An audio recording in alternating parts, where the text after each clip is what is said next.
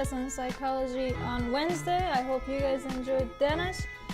I like his classes. It's a new edition. It's kind of fun.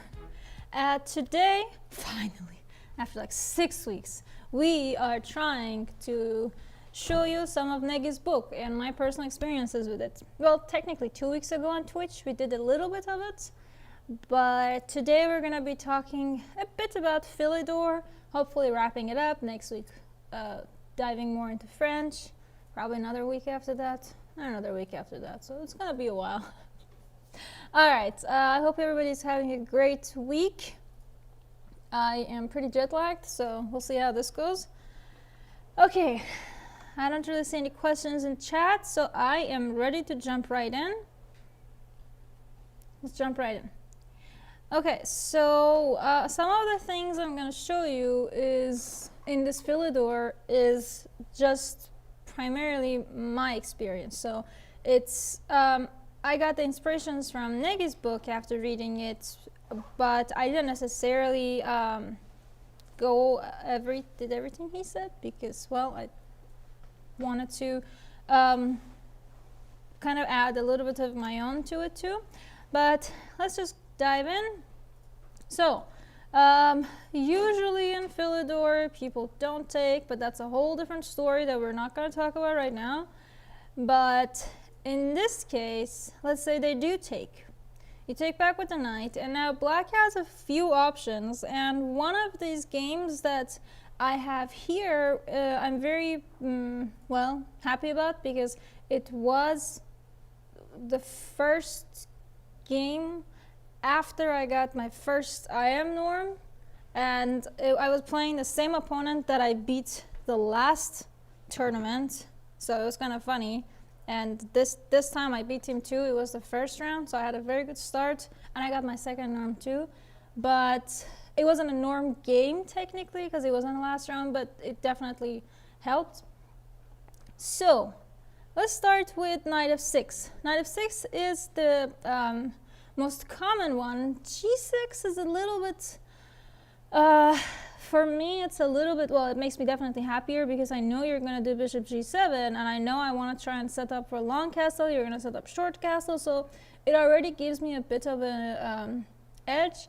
One of the things I tell my students whenever they are trying to like figure out how to play in an unknown opening is I just tell them, okay, so picture, where do you want to put your pieces? If you know for sure where this bishop belongs, go for it. Usually they don't for bishops. Usually they're like, okay, so I really know, like for example here, knight c3 makes sense because I know this knight wants to be on c3. So first do that, then decide about which bishop to get out next, which side you want to castle, but you know for sure this knight belongs on c3. So go do that. Now, I'm going to do that to you. First of all, which bishop do you think you should get out? Which side do you want to castle? And, well, if you decide to get either of the bishops out, now, where do you want to go with them? I have 2 potential answers from the audience. Okay, maybe 3. And hopefully my chat will also say something. Because I can't see anything yet. It's probably not looking at the moment. I can look it up from phone if that's more convenient. If you want to, if you can. Otherwise, I'll pull it up and get it on the screen. Oh. I just gotta prep it. Sure thing. That's my oversight. Hmm. Bishop e3. I like bishop e3, yeah. Bishop e3, so you're probably setting up shop for Lancaster, right? Yeah, perfect. Bishop e3, very logical, very comfortable. And now what? Are you going to try and get bishop c4 first, or are you going to leave this bishop b and still continue for your long castle idea?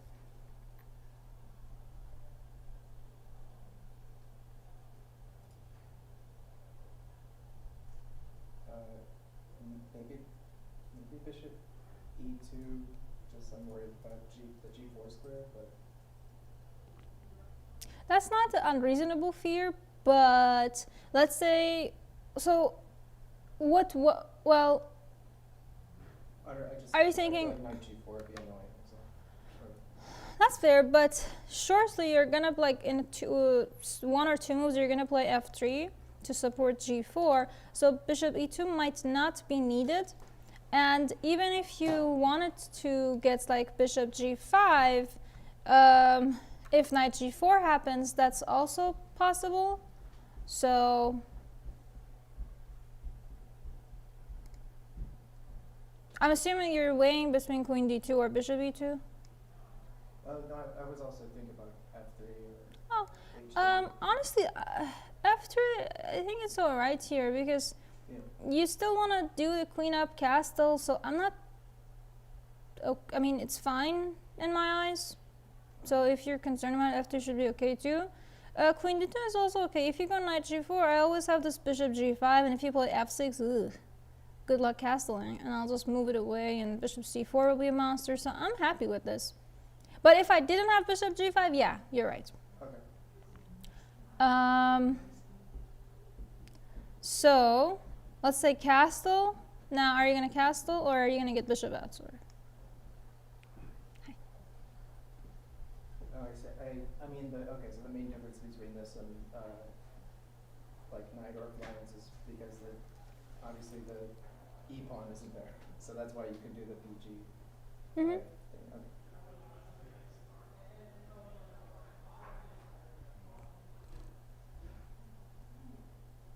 I'm gonna try to. Sorry, deaf the audience. Sorry, guys. Let me also pull up from here so I can see the chat. Okay, now I see the chat. So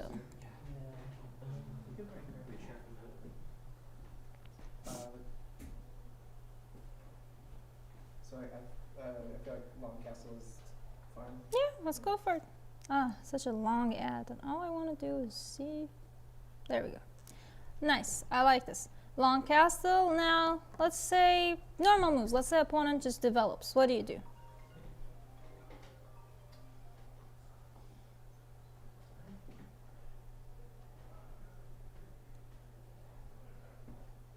Oh, that's Tracy. Sorry for. Look, every few weeks I do a sneeze and it's so close to the microphone, I test everybody's hearing. So at this point, it's a given.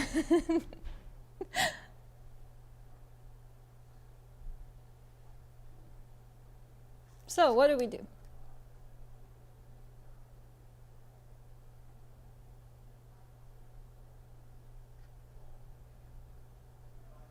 Bishop c4 maybe.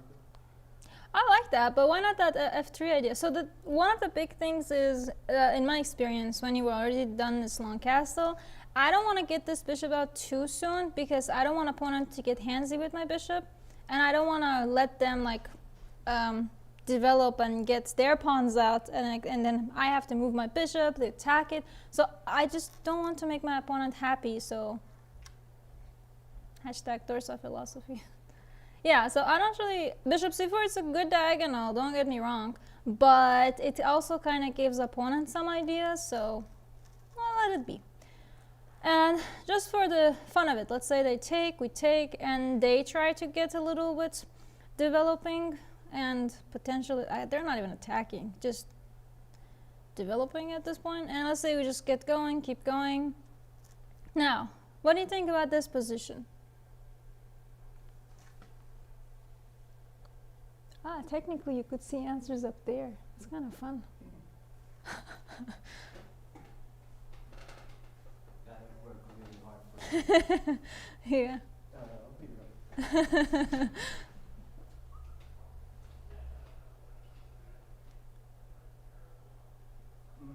It's either plus or minus 2. Well, Your knight is pinned to your queen, but could you push pawn? this one? Before, yeah. Well, if you, so as a general principle, I don't want to touch any of my kings, like the king defender. Oh.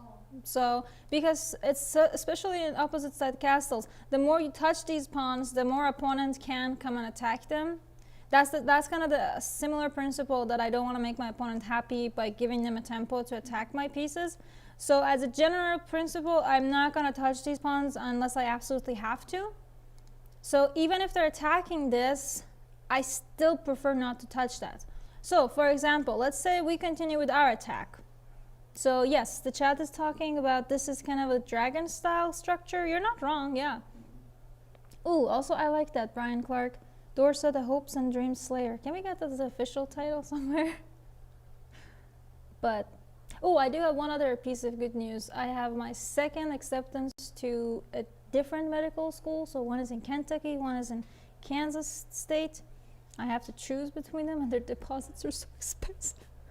And I have 4 more waitlist, but it'll be a fun next few months. You'll definitely hear me venting about it on stream, so.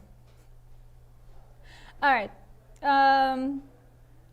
Now, how did I go from Hopes and Dreams Slayers to that? But yes, how do you feel about Bishop h6?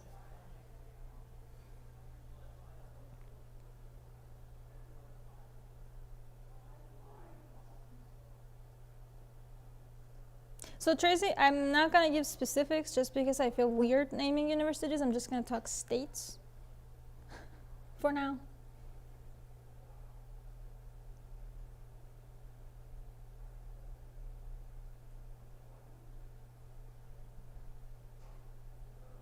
Hello, Vivek.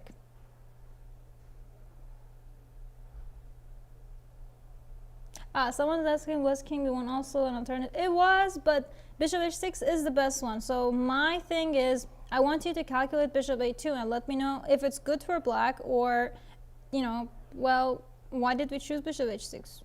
And not just because the computer tells us.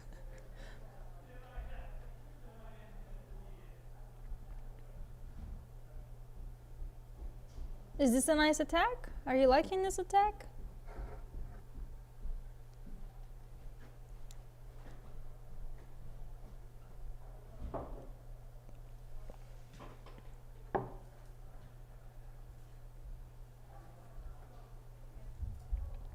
Yeah, this bishop is quite strong, right? So it's one of the pieces that opponent is using to bring more pressure to our king. So it does make a lot of sense to want to eliminate it. But is that the only thing? Is that the only reason you're playing this bishop h6?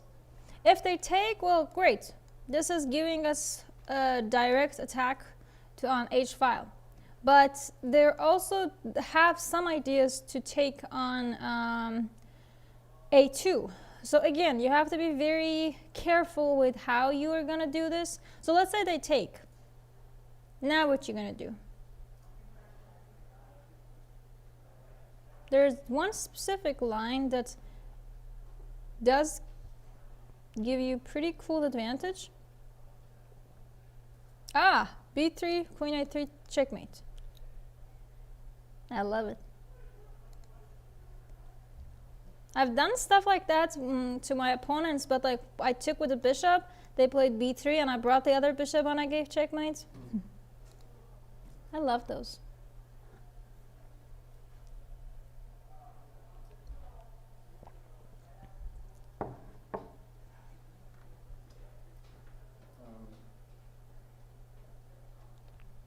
Bishop takes g7. Yeah, you went there to get rid of this bishop. Do it. Now what? This other bishop is kind of in my eye, so. Maybe take it and then Yeah, move the queen. exactly. And now there's a new pin. This diagonal is now yours. So I'm gonna do a huge jump back in time. You also want to do g5, by the way, soon. But see, one of the biggest things that always scares me when I try to flank it on my bishop when I've already touched my e pawn is this diagonal looks very fancy, very good, but it also gives you permanent weaknesses. Now, if there was another pawn on e7, like in like King's Indians, then it's a little bit different because this bishop, yes, it's better, or like in Dragon, for example, it's less, your king is less exposed. This square, this f6 square is less vulnerable. And, you know, worst case scenario, you can just throw in an e5 and just close up the diagonal. So you have more stuff to help your diagonal and help your king and your safety and all those. So that's kind of one of the reasons I'm very skeptical for me playing this pawn structures. But again, your opponent also should know how to do it. Now, we talked a little about this knight c6 and like the hypotheticals of what would happen if they want to eat, but they don't have to eat, you know, they could just develop. And now we would continue with our attack. And this is still very advantageous for white because white has an attack, black doesn't. Black, if this pawn was like on b4, yeah, okay, now we can talk about the problems. But now let's go back a little bit. I'm very ready to wrap up this g6 line. Let's talk about rook e8. Let's say they played a different angle. Instead of doing stuff like this, let's say they start attacking pawns. What would you do then? Also, Tracy, where are you going? I'm jet lagged. Why are you leaving? Dorsa, when was this game played? 2000, not 15, 16. Do you know where?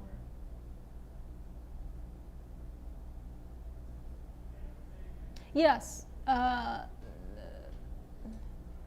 know it was in Serbia. Okay. That'll suffice. Played a few tournaments there. And I also know it was the February question mark. Oh man, I played way too many tournaments back in the day.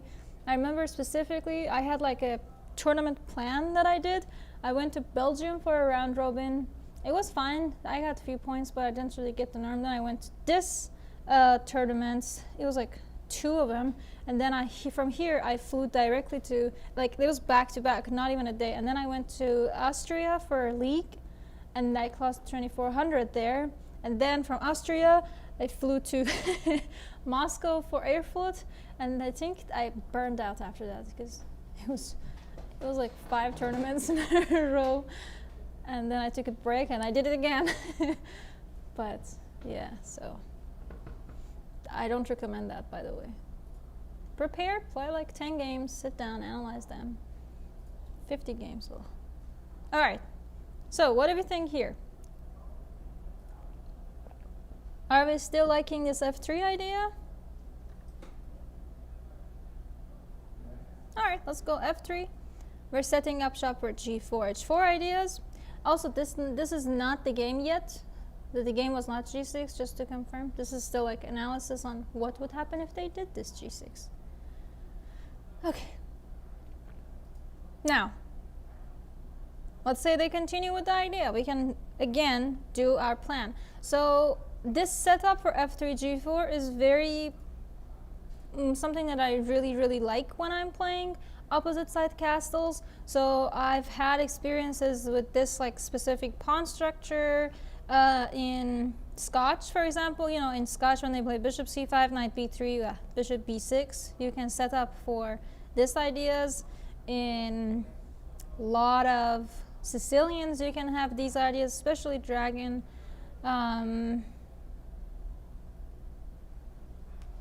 No French, unfortunately. But hey, if your opponent ends up getting a structure like this and you end up in opposite side castles, which can happen a lot from Pirc, Modern, some weird Karokans, you can still, you know, still do this specific pawn attack for the structure. So, hello, Eduardo. All right. Now, let's say, for example, again, this is something that also does happen in Scotch too. This idea is with d5 or this idea is with knight e5. I mean, it's a little different because you don't usually have this bishop on g7 when it comes to Scotch. But now, let's say d5. What do you do?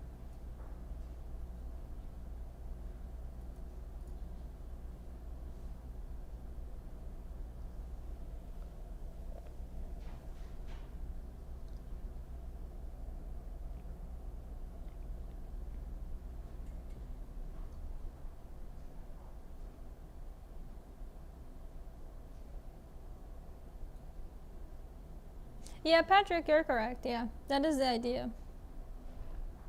If you do play this like ideas, if opponent lets you play e4, d4, knight c3 without c4, you can get into these structures. Yeah. Yeah, g5. Thank you, Peter.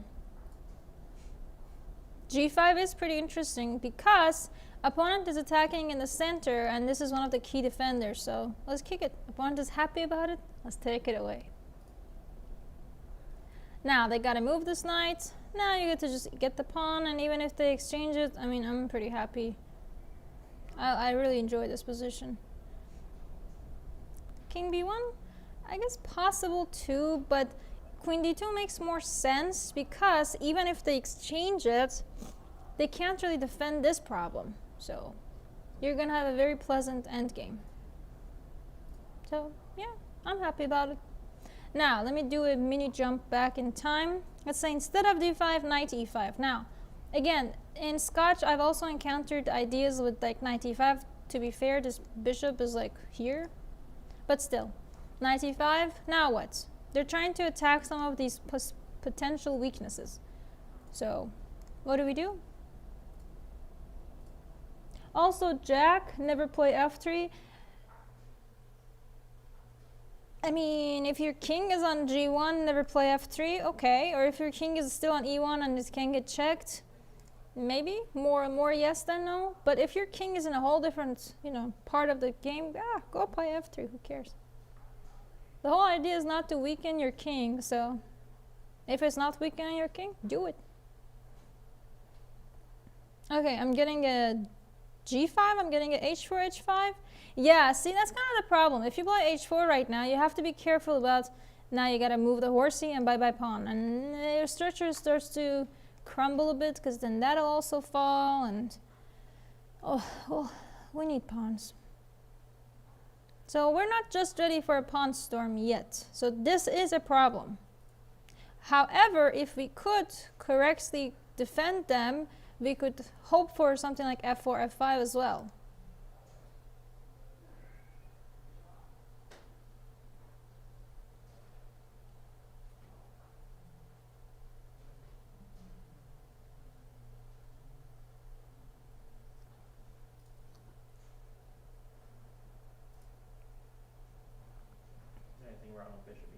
I love it, yeah. Sometimes simple moves are the best.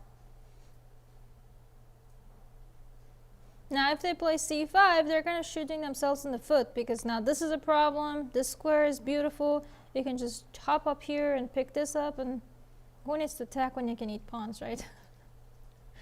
Position so good you could even play knight f5, or is it too crazy?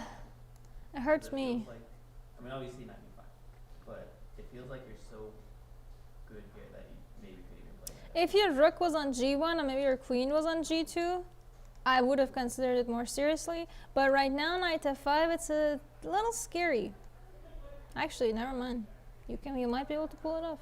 I'm still scared. I would just eat the pawn first, then set it up for it. But if you feel like you want to go for blood, sure, why not? I mean, it does get... I wouldn't.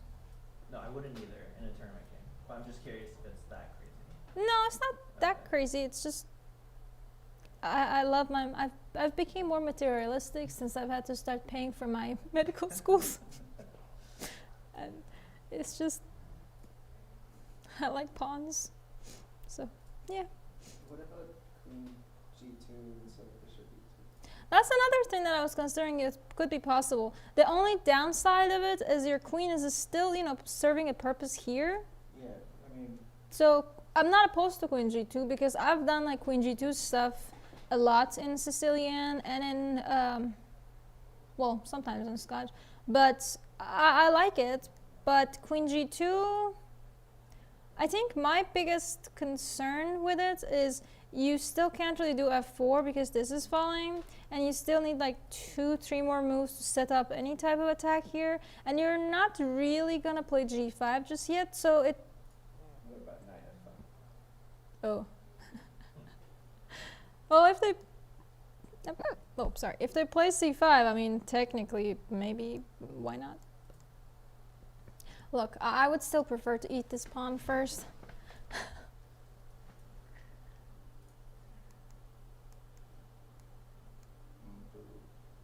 I mean, it's good, but not my thing right now. Queen g2 is definitely doable. But since your queen is still serving a purpose here, bishop e2 also. But if you played queen e2, I wouldn't... I'm trying to come up with the right choice of word. I wouldn't say bad stuff. I would be proud of you. Let's go with that. Yeah. Alright. So now, let's say we got this g5, and finally, f4. Yay or nay?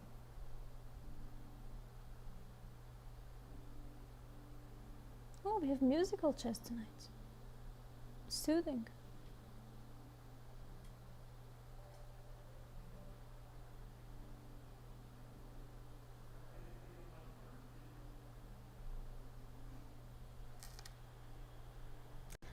It is a huge cup, and I'm very jet lagged, so this is definitely going to be helping.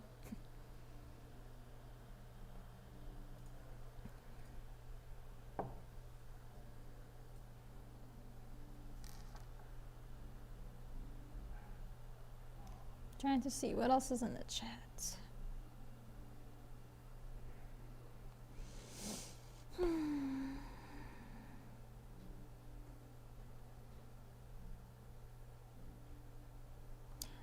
Okay, so I'm getting a no because of knight g4.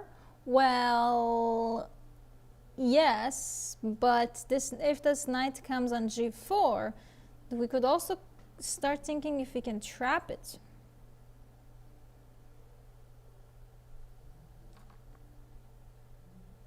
I'm getting a rook g1 suggestion. Possible. But f4 does make sense because you can simply just bring it back and you have a serious threat with h3. You want to try and, you know, pick stuff up. So opponent has to be very careful. Let's say opponent tries to, you know, kick the knight away and they try to... I have no idea what they're trying to do actually.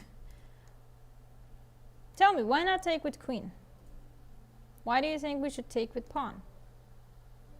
You still want to eat that guy? Sorry. You still want to eat e6? Yes, but even more than eating, we don't want opponent to eat.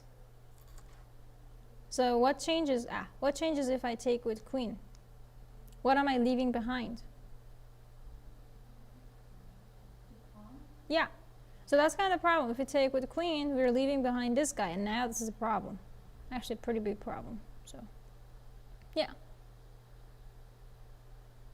Again, you are quite advantageous at this moment, but you still need to be able to convert that advantage to more material, and then more pieces, and then win.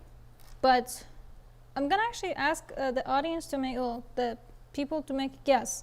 How much do you think white is better right now? What do you think engine is giving it? No. Don't look up there.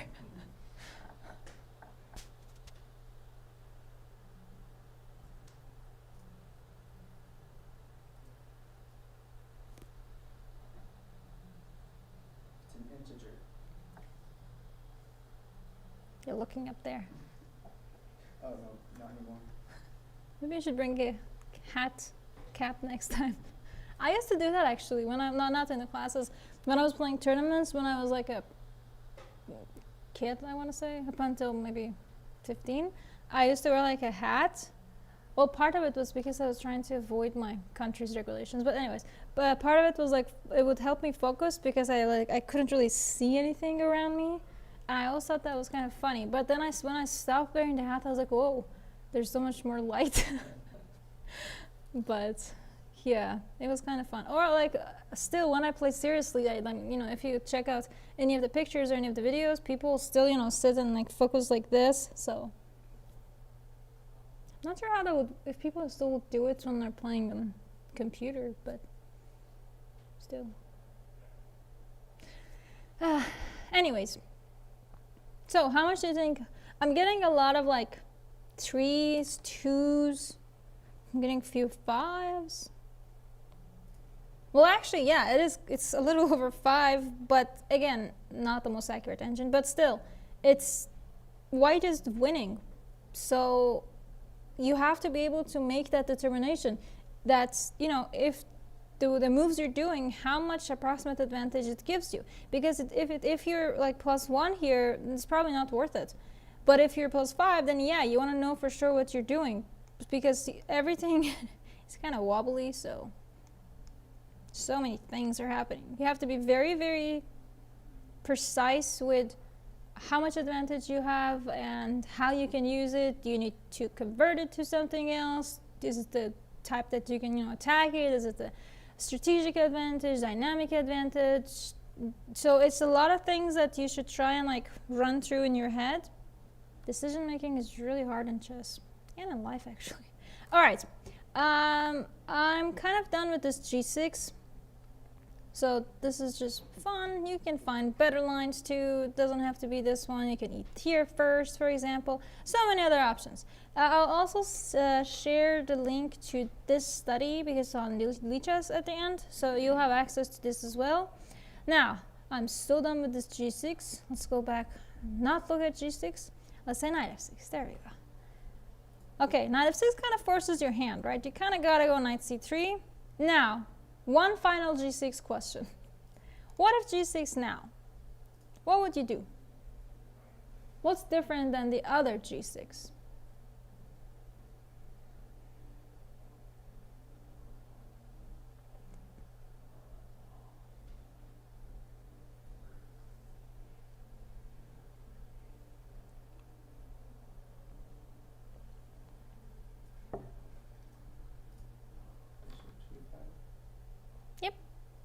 Even more torture. Now after bishop g7, you can simply just get your queen out the same way you wanted it, and you're still going to do the same ideas. Let's say if they castle, we castle, they get the rook out, we're just going to do the chill things that we want to do. The only difference is you're not obligated to push for f3 g4 immediately, and since your bishop is not here, I should have probably mentioned that right here. Since your bishop is not here, if they take, you don't want to be forced to take in with queen and end up in this diagonal, so you can just walk away. And now this is such a Scotch knight style for me. Again, usually this bishop is here in Scotch, but whenever in Scotch opponent plays a5, I kind of have an immediate response to it. So what is your immediate response here? A4. Yeah, kind of like opponent really is going to be happy if they get a4 and kick my knight away, so I'm just going to take that away from you. And even if opponent does this bishop e6, again, this is such a Scotch style. And they want to take it, I don't care. You take, I'm going to take bet. I'm happy. Pawn structure gets a little sucky, but that's okay. And I'm happy just coming up with the attack on the king side now. Just for example, this is not an exact game that I'm showing you, but for example, this is how you could try to manage your attack. And one final thing, what if they try and kick your bishop out? Final thing about g6. Still not done with this specific Philidor ideas. Bishop h4. Why h4? Because you got, I think the king might castle on the king's side, so you might expose that side more. There is one slight thing with bishop h4, which I remember I've done it a few times in browsers. What if they take? Because if you take back, they'll pick this guy up. And if you take the queen, they'll pick up the queen and they're still attacking some of your materials. So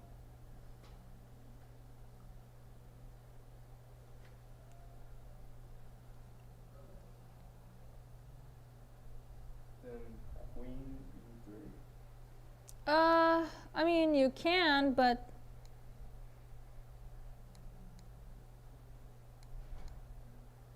you don't really have advantage anymore. If anything, opponent is the one who's trying to push for more now. Because opponent's pieces just got really active really quick. Everything, like your developed pieces are quite wobbly. You still have to figure out when to castle, and you still have to deal with opponent's opponent gets momentum now, So opponent is the one who's going to be doing the. Thank you. All right. So let's say bishop f4, and let's say they're just going to continue developing. Now what? They're delaying their castle.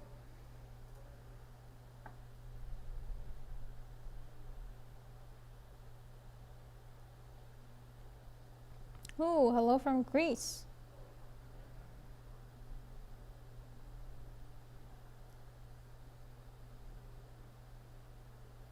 We could consider moving this, or I don't want to take this, but I am open to this bishop g5, bishop b5 ideas, because if we go knight b3, there's no guarantee that they're gonna go long castle. So what I'm thinking is, what if they're just gonna set up shop for, you know, long castle 2, just for the fun of it. Let's say I'm deliberately avoiding playing this bishop b5, and I really want to just go for long castle. Again, I'm gonna avoid doing this bishop b5, and you know, you're having a little bit of trouble now. You're not so, I mean, I'm not so sure how to play if I'm not playing bishop b5 and keep advantage.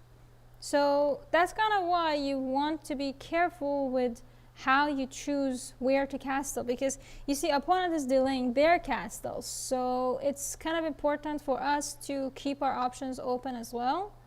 Now, I kind of like this bishop b5 primarily because keeping options open.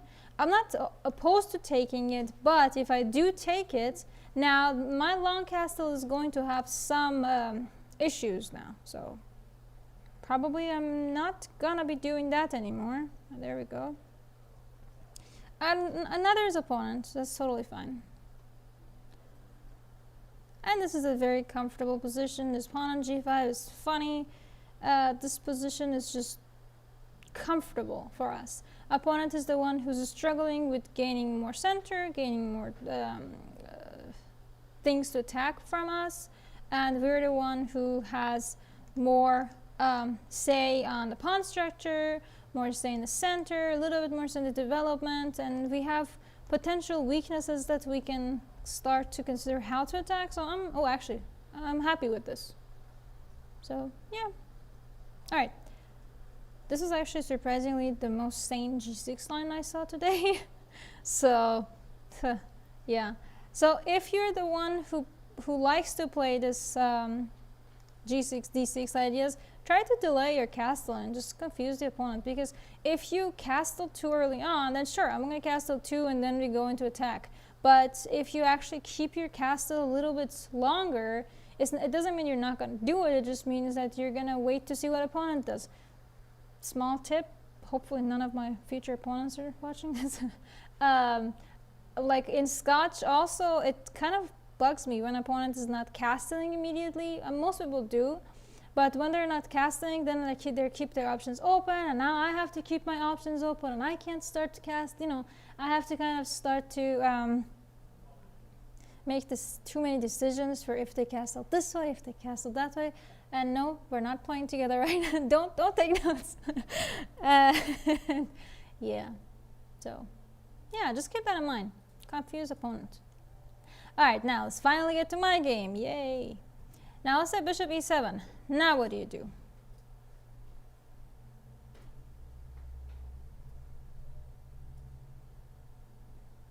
Oh yeah, I forgot to mention this. So, non-chess related, but funny thing, in Persian calendar, first day of spring is the first day of New Year, so it's Nowruz. It's not just in Persian, it's like multiple countries, but around the same region. So it's kind of funny, and it makes total sense too. First day of spring, start the first New Year. Now the first day of spring is like middle of March, nobody cares. Anyway, so that's called Nowruz. So for those of you who celebrate it, happy Nowruz. You too. Thank you. All right, I'm getting a bunch of f4s and bishop f4s and... thank you, Patrick, yeah. All right, not the biggest fan of pawn f4, but I am quite a fan of bishop f4, and so is Negi. in this game I went bishop e2 first because, again, I wanted to kind of confuse the opponent just a little bit. And then I went bishop f4. And now, which side do you think we should castle? And again, this was an important game because every game is important, but it wasn't like a kill or be killed type of game. Because, you know, if you're playing a tournament, last round you need a norm, you need a medal or whatever, it's gonna be kill or be killed type of style. This wasn't that. This was just someone who was a bit higher rated, that I've already beaten once. But, so he definitely wanted revenge. Surprisingly, this was a weird opening choice for revenge. But then again, if he played like e5, I would have probably gone down 4 knight and it's already a draw, so probably Sicilian would have been the best choice for him. Well, not my problem. Okay, I'm seeing a lot of kingside castles now. Whoa. Why? I mean, it's possible, but come on, people. What happened to sense of adventure? The big difference between, like, now that they haven't played g6 is your queen. You don't need to do queen d2. You can instead go queen d3 and maybe, you know, try to switch the queen that way. I've done a few games like this in Sicilians when I did like queen d3 ideas. So feel free to check out the Sicilian never-ending series that we did for, like, oh my god, how many weeks that was? 12 weeks? 8 weeks? It was months. All I know is it was months, and Tracy was about to pull out her hair, and we finally wrapped it up just to start a new one. Yeah. So, let's say opponent plays... Okay, so many options here. Let's go with knight a6 first, because let's go with d5 first.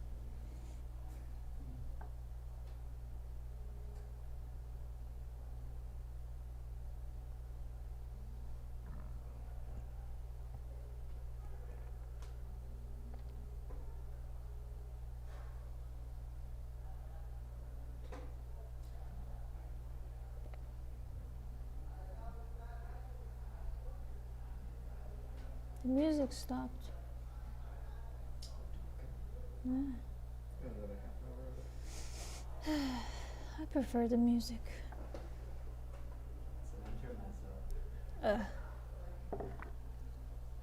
Why here? Why not? It's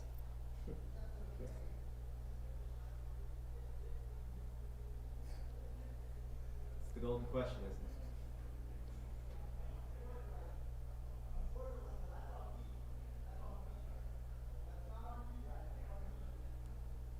Long castle is appealing. Yeah, thank you. Yeah, long castle is pretty cool.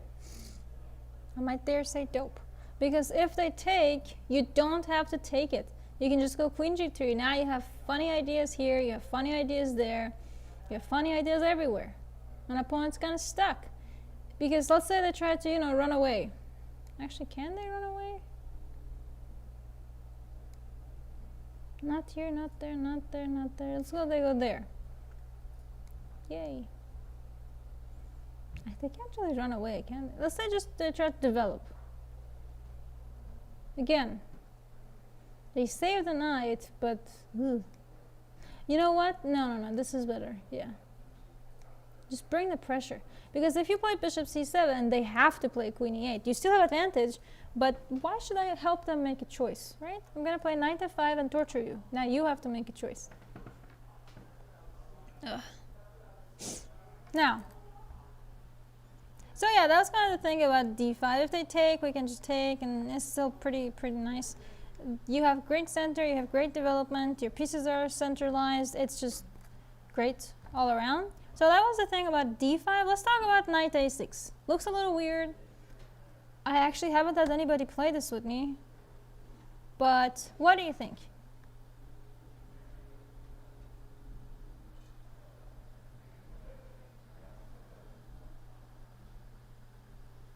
Should he do king stuff or queen stuff? As a principle, a3 might help opponents, so I'm kind of meh about it. If you want to go long castle, that's okay, but the opponent wants to play knight c5, so Queen G3. I kind of like queen g2, yeah. You see, this bishop e2 made a lot of sense because stops bunch of these knight h5s, right? So that's one other way to consider it. Now, if opponent goes knight c5, great. We don't have to. We could also do like bishop f3, but I'm completely happy with this. And you can start poking around. If they go like f5, f5s are always a little weird for me, to be honest, whenever opponent does it, even on Scotch. We can take, and this is a very comfortable position. Yeah, black is doing a bit better than most of the other lines we saw so far, but as white I don't really have any concerns because they still have to take a lot of time to try and attack my king, and the only good thing they got going is that they have this centralized pawn that I can't take away from them, but also I could try and push my h pawn. So I think this is more of a fair fight than any other line we've seen so far. That's why knight h6 is kind of the best one for black. If you go like king h8 as black, well, that's totally cool. I now have to move the bishop, and if you take, well, amazing. That's gonna be fun. So you're not gonna take as black. Let's say knight f6. Now you can simply continue with like well, now this guy's under attack, so not just long castle. Either f3 or bishop f3, and you know, this is again a very comfortable position. Since you have your queen on g3, you're not going to be doing those like f3 g4 ideas anymore. So this is a little bit of a different dynamic, but you're still attacking. It's just you're not primarily attacking with pawns per se. You're now kind of switching the gear between attacking with pawns a little, attacking with pieces a little. So it's more of a mix than just pawn attacks. All right, now if bishop f6, again, since your bishop did its job, you can try to come back and just exchange it off, and that's totally cool because we want them to take it. Now again, this is happy times, yay. Again, now this is again great. You get the h file. It doesn't necessarily grant you a win, obviously, but it gives you a bit of an edge for this game, and I like this. More attacks, more eatings. It's just very comfortable. Again, you have to convert it to a full advantage and a full win, but white is very, very comfortable. You shouldn't really have any real troubles here, so yay. Can you do that, those last few moves again? Oh yeah, I was just showing as like a potential idea. It doesn't have to be this. I know. Because like, you have the h file, but you still need to be able to create an attack, but you can't just start doubling up because opponents could just try and run away. So What about, I'm sorry, what about rook h5? you can, but what if I just play like, I'm gonna say g6 or, yeah, let's say like g6. Yeah. Let's say I try to attack over here, for example. Again, you're better, but your rook is great where it is on the h file, so that's kind of why we're trying to attack the other weakness that they have. Okay, I was thinking about doubling, but I mean, I didn't see it through, but I was wanting to double. Even if you try to like go a little bit of a more longer route, you double, but you can't really get through. So that's a bit of a problem. All right, now finally we get to my game, but the time is up, so it's okay. We're gonna try and push it through. It was just a really nice game, but we already got through the most of the big ideas. So okay. Analyze your game. Exactly. Oh, there we go. No, I can't take that away from audience. They'll come after me. All right, but now I'm very comfortable with this position. I'm already, we're already in the opposite side castles. You're already kind of determining where I should place I think b4 is a little too early, honestly. Maybe. Because I feel like if this pawn was already on a4 and then you played b4, then I would have to push this knight backwards, but that's also two moves that you have to do, so b4 should be okay. I'm comfortable with this. And to be fair, h4, h5 idea was okay, but it wasn't the best one. I probably should have started with like king b1. The idea is if you go c5, then I can simply move this knight away, attack these guys, and even if it gets exchanged, because the king is defending the pawn, I have the option to consider rerouting the knight. Whereas when your king is still here, your pawn is defenseless, and this knight is kind of in an awkward pin situation. So I went to h4, not a horrible idea, but and I can still try and set up shop for h5, h6, but I think I kind of confused myself in the game because I really wanted to mix it up, but I couldn't, and then this pawn was weak, so I had to do. And e5 is not what I wanted to go for because I don't want to make opponent's pieces strong.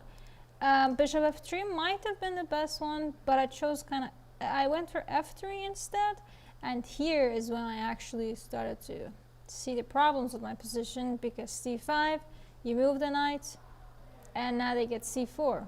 Ha! And now black has pretty nice advantage, but it's not over because black still needs to develop, black still needs to be able to break through and have this attack, so it's not that easy for them. Knight c6 is a very logical move, which they didn't do. They went knight d7. I'm assuming knight d7 is because to follow it up with some ideas and exchange this knight. And my position is worse because I messed up the center, and that's so funny because in like span of 2-3 moves, and I didn't really blunder, but because I let my opponent relax and expand their pieces and their center, now I'm in trouble. So I started to try and attack anyways, and now taking is a very risky. I would not do that because, well, I'm very close to getting checkmated, so I don't want to get checkmated. This bishop is a real monster. I wouldn't do this. Under no circumstances I want that bishop to be that free. So I try to still salvage the position, keep it up, and surprisingly I won this game. So technically I was trying to do perpetual, but anyways. I'm still trying to attack, right? I'm just gonna run through some of the ideas that I had, which is, for example, maybe I can do this, but then opponent gets c3, so. Alright.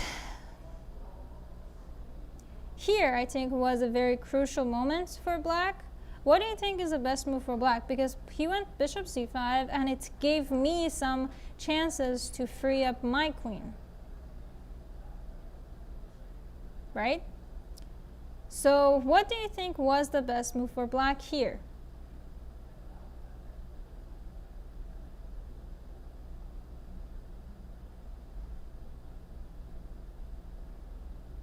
No, mine. Was it b3 move? Well, I guess first they gotta make a choice about what to do with this bishop. I mean, b3 is problematic because they can't take back. That's one of the reasons I have that queen on d4, because I want to try and protect my king as much as possible.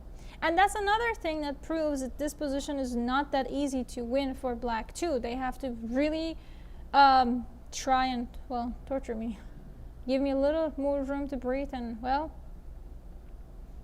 So what should black do? Something with that bishop. But what?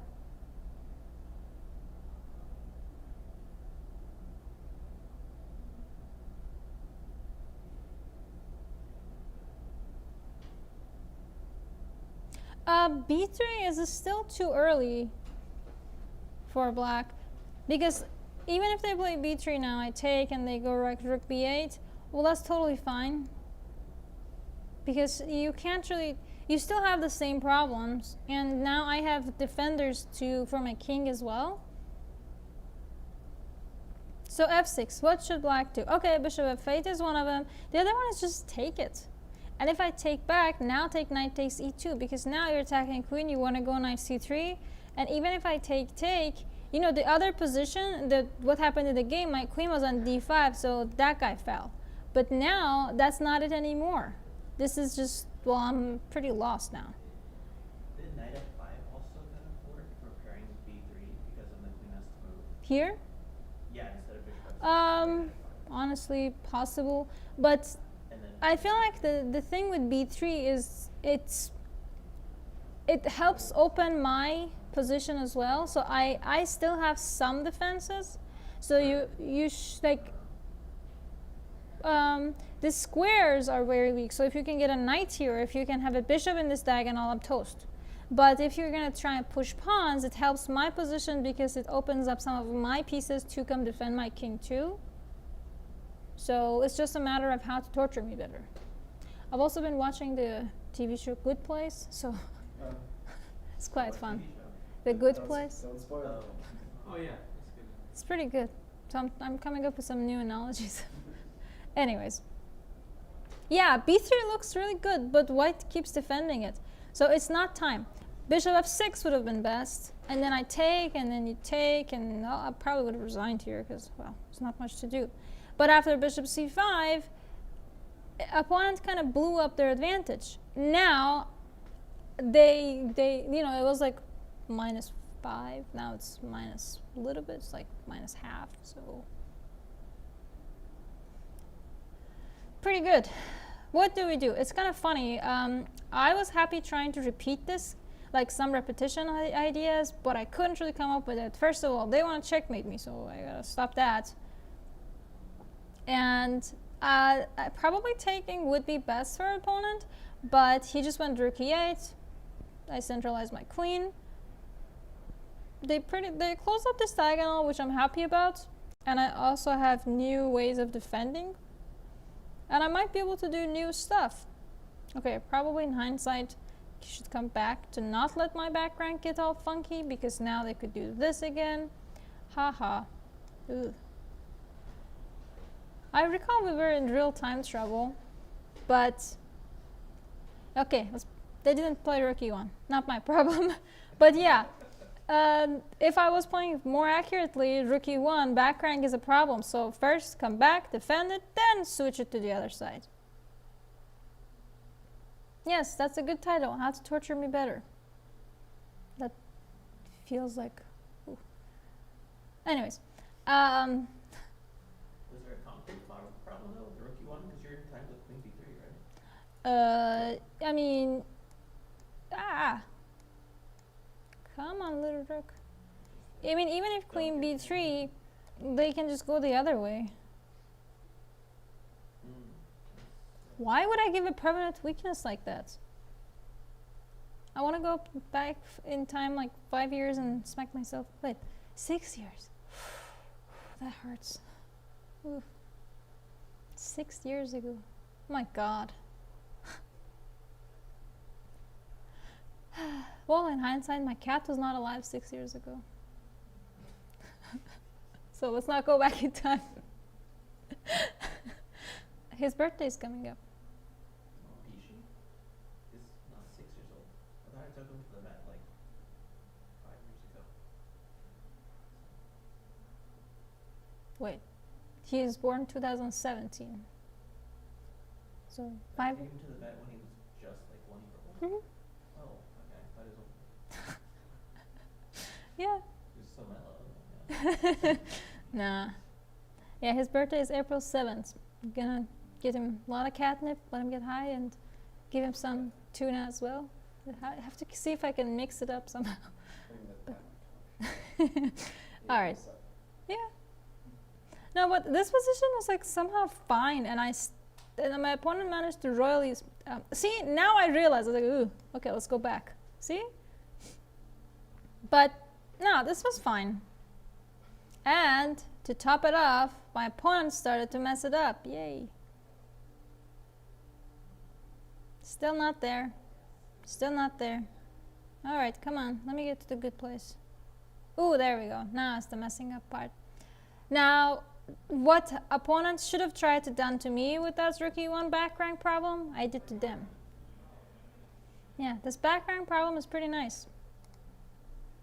And And even if opponent is trying to defend it, this is a permanent weakness. So their queen has to permanently stay defending it, which gives me more of an edge to try and bring more attackers, bring more problems. So I like that. I enjoy this rook e7. Nice. I tried to repeat for a second, but I didn't have to. I could have just went for like maybe rook e5, but now because of how much I have piece activity, my opponent is in deep trouble. The material is the same as it was before.